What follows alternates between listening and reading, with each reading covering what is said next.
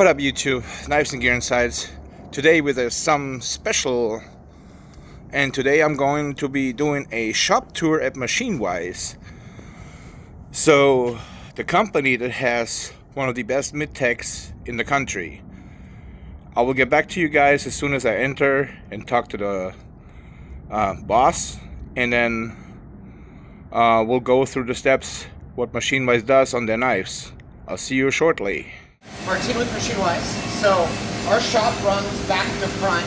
There are a little bit of some mix-ups, but we can start back here with the surface grinder, which is the heart of what we do at Machinewise. So we started as a balsam company, right? Back in 2021. And in balsam, surface grinders are extremely important because with bushings, which are the heart of the balsam, oversize is important. So you need to have a standardized thickness. So that's what this machine does. This machine ensures flatness and thickness. It's not quite as good for parallelism as like a double disc grinder would be, but this is what we got. And so what this machine does is it now has multifunction. It takes our blades and it brings them to a standard thickness.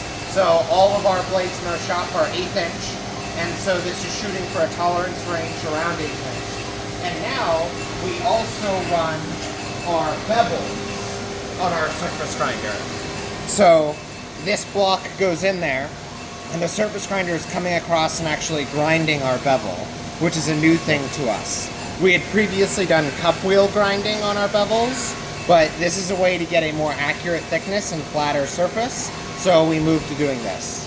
Okay, that sounds interesting. Yeah. I mean, that's all new to me. Like, you guys are, when it comes financially, you guys are out of my realm.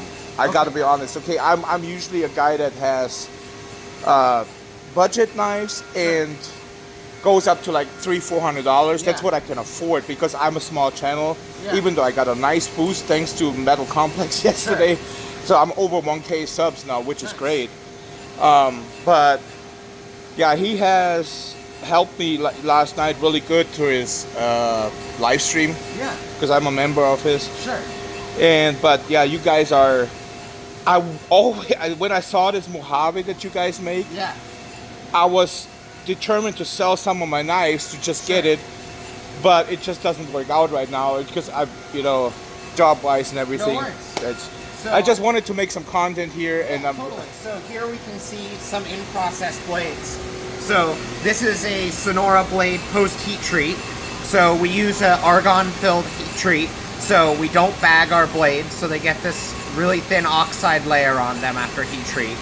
And what the surface grinder does is it then removes that surface and gives you a cleaned up face. That is cool. So once you get this cleaned up face, you now have one datum. Yeah. And you can use that datum to then grind this face to be parallel with this one and do a standard thickness with this one.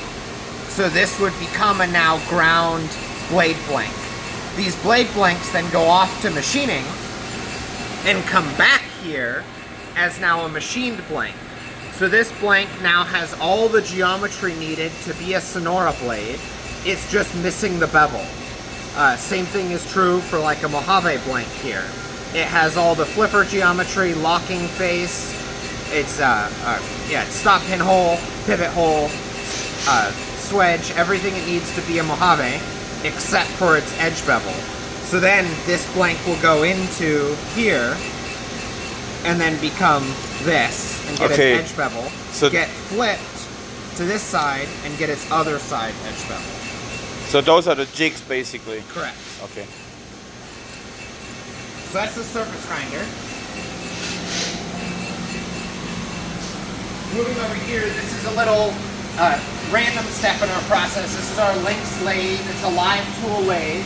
So it has 2 spindles and it has a live tool spindle that can come in and machine. Okay. So this is a cross between a mill and a lathe, right? It can do a lot of things a mill can do, but it's a turning center, so it's primarily a lathe. So this makes all of our hardware, so our pivots, bushings, the custom pivots and bushing, or custom pivots and pivot screws for the Mojave, body screws, anything round comes off this machine. Our Rhoda pen also comes off this machine. This machine is one of our underutilized machines. in the sense that we don't have someone who is really dedicated to running it. Okay. And a lathe requires a very specialized person to know how to run it. So That's why you're looking on your website for a machine operator. lathe machinist. Okay. Because this machine right now, we set it up to do a run of pivots, right? And we run a couple thousand pivots, and that takes 4 or 5 days, and then it sits.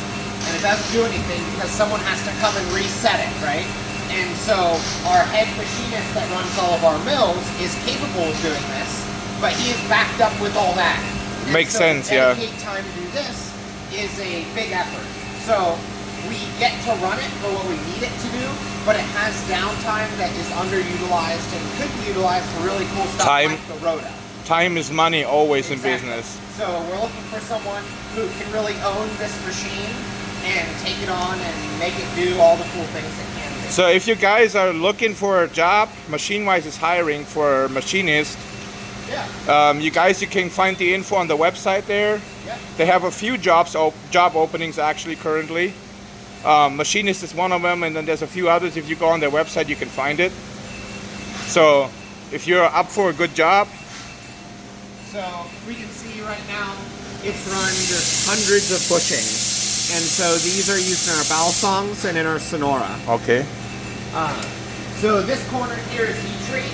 So we have all of our argon bottles and our heat treat ovens. We use hot shot ovens and a really cool press. So this is our quench press made by a friend of ours. And so a blade, when we go through heat treat, we prep the blades. So these are our rough ground blanks, and these are ready to go into heat treat. So these are 20 CV. We have a heat treat schedule. They'll go in. They go through our initial hot cycle, right? So that's our hardening process. We then go into our air quench between the aluminum plates. So this gets smashed down and will quench the blades. We then take these blades after air or plate quench, and they go into our dewar, which is filled with liquid nitrogen. And so that's our cryo step. And so you think about it going from about 2,000 degrees down to room temp, around 70 degrees, and then down to negative 400, 500 degrees at liquid nitrogen. You have a whole nother step that helps get more martensite retained, less austenite retained. And so you get a harder, better heat treat that way. We then come out of liquid nitrogen and to temper, and so our blades are then brought up and softened so that they're not brittle, right? And post-heat treat, you get this gray, dull gray finish. And so this is oxidation. We don't get very much oxidation because we fill these with argon. And so argon is a noble gas. It doesn't allow oxidation to happen. So this level of oxidation happens when you pull it out of the oven and go into quench. Okay. Because it is reacting with oxygen in that time. So how many of these blades can you fit in one of these ovens? So we typically do a ceramic block like this, so it's about 20 blades at Okay. a time. Heat treat is definitely not where we get backed up. We try to heat treat in mass. We move through a bunch of blades because we have a high reject rate if blades are not hard enough. Yeah. So it's best to do this in bulk and get as many blades up to the later processes as possible because this is a science, but also things can go wrong here. Of course. So throwing away a batch at heat treat is not. Yeah, it's expensive. All right. So then we get to the mill. This is our oldest mill. It's the Milltronics. This guy does all of our stock prep. So we take a piece of titanium. This is titanium we get in. It comes pre-cut to a dimension from our supplier. We then anneal it. So annealing is where you heat something and then let it cool slowly. And that lets all the molecules arrange themselves however they best like to be. That makes something have less internal stresses and it makes it a little softer, right? That makes it a lot better for machining. Yeah. So you don't want something that has like little crystals in it in machining because those little crystals can break a tool, right? And Correct. it scraps a whole run. So we anneal all of our parts and they get these nice colors. We then take something like this and turn it to something like this. So the only difference between these two is we now have a reference plane. And so this machine is taking this piece, which might have warped a little bit and changed, and just planing on a reference plane. Okay. We have different planes depending on the part. We also will put arrows indicating if this has a little bit of bend in it, hey, load it in the machine this way, right? So that we can then use these parts later. This machine is not super accurate, so it's capable of doing a flat face, but it's not capable of doing all of our like crazy geometry and textures, which is why we now use it just for this stuff. It has slowly lost responsibilities as we've gotten better. Yeah, I mean, after time, you know, when it, you know, I know from, see, I'm a mechanic myself. Yeah. I learned mechanic, and some machines, you know, they wear out after time. Exactly. It's just plain and simple what happens. Yeah. So then we get to our Mighty Viper. So the Mighty Viper does Mojaves, or Mojave handles. So the Mojave starts as a blank like this. These blanks are not side dependent. And then we get out a finished Mojave handle set from these blanks. Well, look at that. And so like, you can feel how light this is. Wow. I'd say, I mean, if I go what I know in grams, I would say, what is that, like 20 grams maybe? Yeah, it's nothing. Wow, that's cool. So this machine spends most of its day doing this. This guy also does our Serif product line. So we don't have, this is a fully loaded pallet ready to go. So this is our Operation 1, which is one of those full blocks. This is Op 2. And so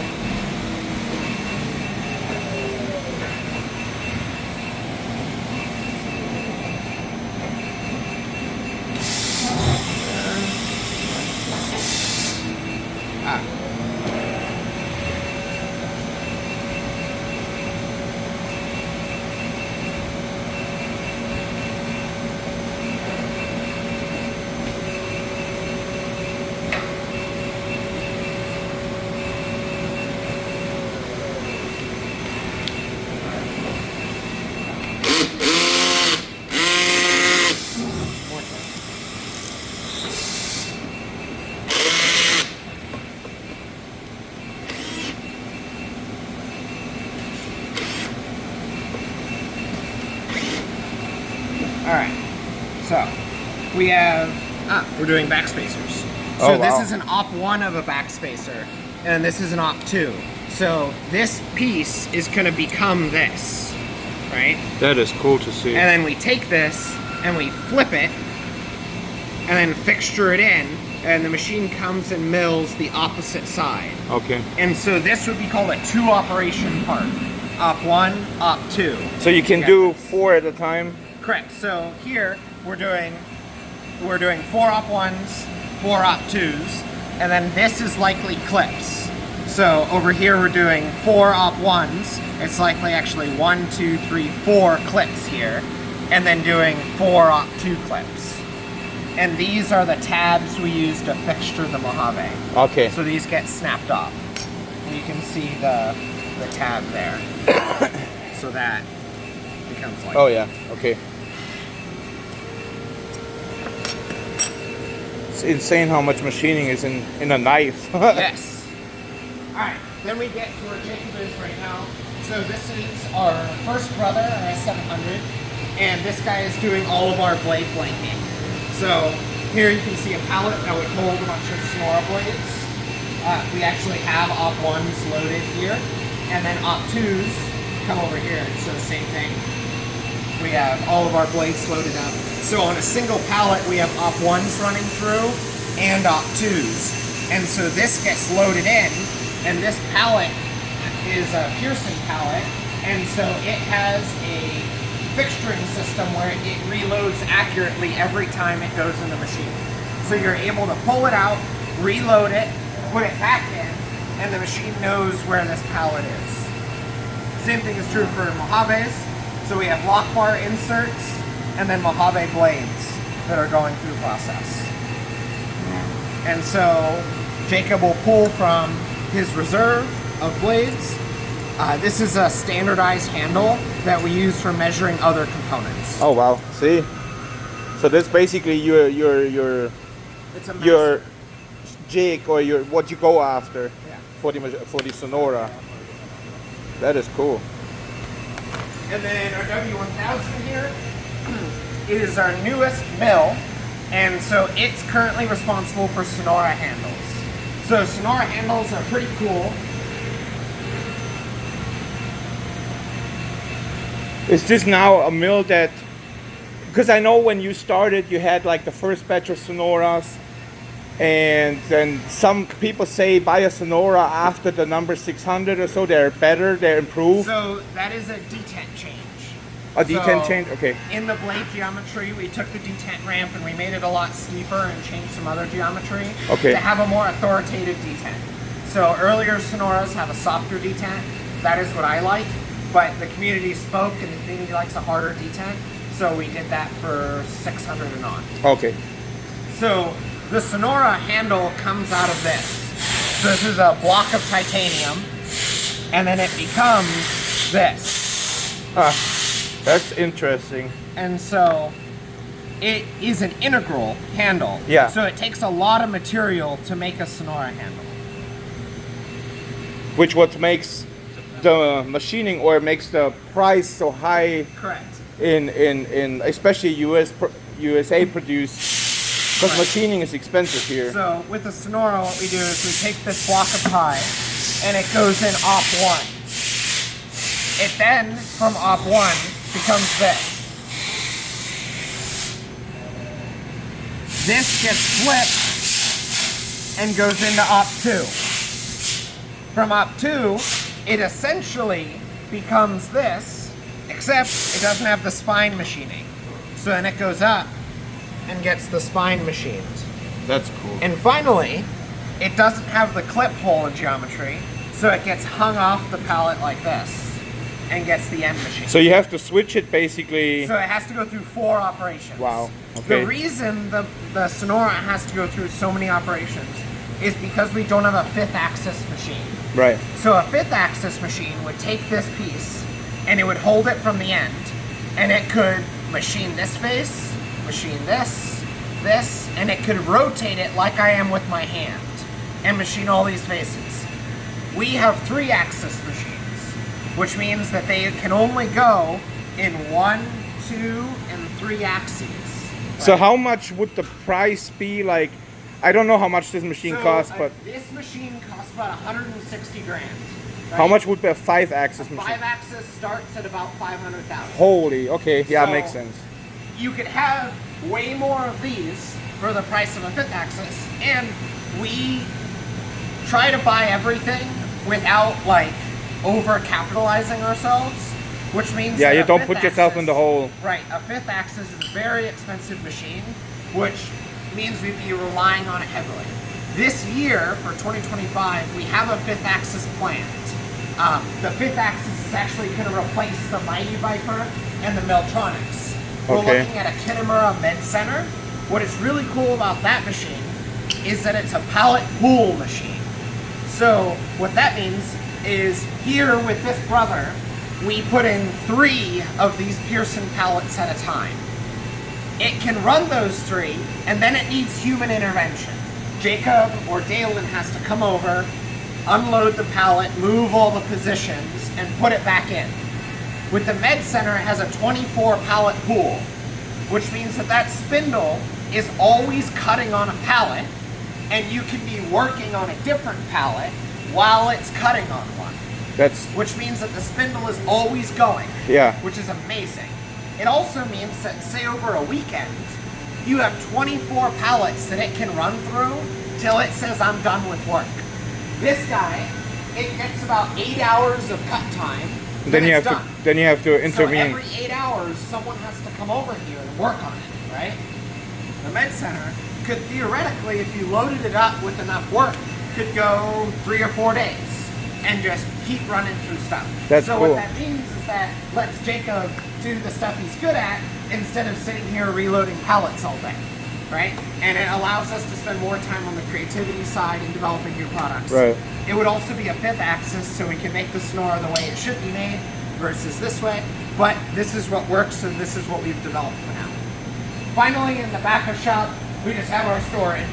So we have all of our stock, all of our back stock of tie, our back stock of steel, hardware material, and brass. And then we have our outgoing table. So once Jacob has unloaded parts from the machine and he deems them worthy of going to the front of shop, this is our first QC step where these parts get visually inspected and then cleared with our checkout. And so the machine shop checkout is used to then clear this part to say, yes, the machine shop has approved this, it is okay to go to front of shop, or they scrap it out here. Okay. So all these parts are now ready for finishing, which is our next process. So one question real quick for the, if you say, like you have, I mean, you put a lot of time and labor into this, Yeah. and you say, okay, there's a part that doesn't meet my requirements, but I could still sell it at a disc. Would you do like discounted? Like, you know, a lot of shops do that. We've done discounts a couple different ways. We have different tiers, right? So there's blemished products, which we typically outlet to a store called Penchetta, and it's a local pen and knife store. And so those products are something where, say we're sharpening a knife, and in sharpening, we smile it a little bit, right? Okay. We then throw a $100 discount on it, and we mark it Blem, and we sell it to Penchetta, and then local customers are able to buy that. Okay. However, if something has a machining Blem, we will almost never let it leave the shop. There's a few instances where we've done something called the menagerie, which is where we take things that have like a full score or a machining issue, and we pair it with other stuff, and we anode them really wacky colors, we assemble them with random parts, and we sell them for pennies on the dollar. Okay. We don't like bad product being out in the world.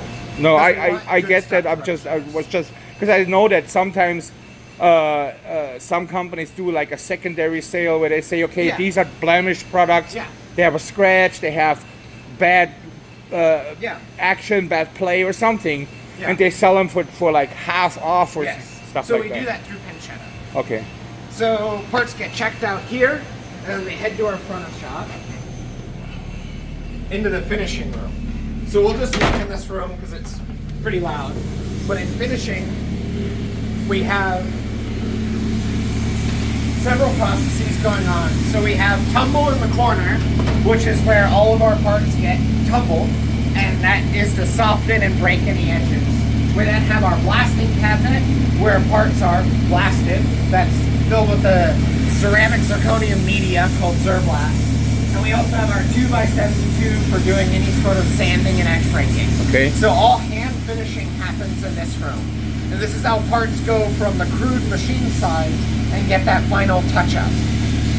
We also do sharpening in this room. So this room is aptly called the dirt room because it's dirty. And that's why it's closed always. Yeah. Then back in the corner here, we have ano. So that's our anodization setup. So that's where we get all of our cool colors and awesome setups. It's also our break room. Ano and break room. That's funny. Yeah.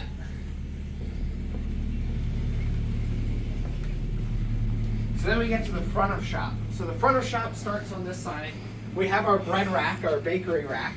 And so when a part is done with finishing, or done with machining, done with finishing, and it's QC'd at both of those spots, it ends up on this rack. So blades that are completely done, handles that are completely done and ready for assembly, end up on the rack ready to go. So this part is ready to go. It has its serial, its material identification. The only thing left to do to this blade is to hardness test it. And so when it gets hardness tested, it'll get 3 dots on it.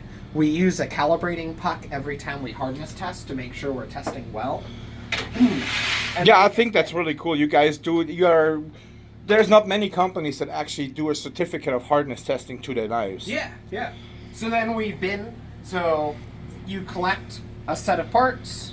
So this blade, not tested yet. So no HRC. Okay. So you collect your bin of parts, and this is now ready to go to assembly. So our assembly tech's first step is going to be to hardness test it and then take it off. We also have our little fiber laser in the corner, which does all of our serial numbering. And the 3D printers here are for all of your our boxes. That's so cool. we print all of our own boxes with our own mini print. Yeah, when I saw these boxes the first time, I can't remember who I saw it with. I think it might be Metal Complex that first showed it off. And that was so cool. Yeah.